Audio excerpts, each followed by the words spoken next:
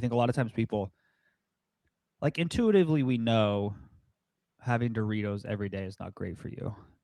But what is it that really makes it bad? Well, wouldn't it be, let's answer that question and then let's dive into everything else. My philosophy, I think our philosophy at Macrozinc in general has been, we don't really like, we don't demonize foods. Like, reason we've never said no, you shouldn't eat that. We've never said Doritos are bad for you. What we have said is it would be a probably a bad idea to eat nothing but Doritos all day every day. Right now, that's obviously an extreme example. But the point being, it becomes bad if that becomes your dominant food source, right? Because now what's happening is now you're lacking all the other nutrients that you need. You're lacking protein, you're lacking the fats that your body needs.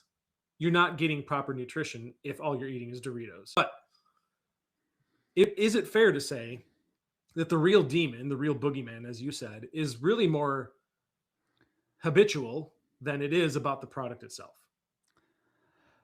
I think it's lack of knowledge. I think the real boogeyman is like a lack of really understanding what's going on. And that's not because of like people's fault per se, but they've just never been told the actual truth of what's going on. And What so do I you think people understanding what the actual issue with processed foods or issues are is the first step, right? It's if I have a client who, let's say, their goal is to lose weight and reach peak levels of health, the conversation about like, okay, where do processed foods actually fit into this journey?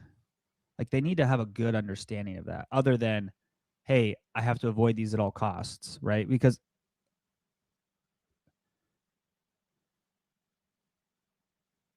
you can't operate in the world today avoiding them every single day of your right? life because you're just so focused on, oh my God, I have to avoid these. And in reality, it's you have to understand what is the actual issue and then how do I navigate it. And so I think teaching people about that is the important part. And so I think we should spend some time really kind of dissecting, okay, what is it that we know about processed foods causes issues?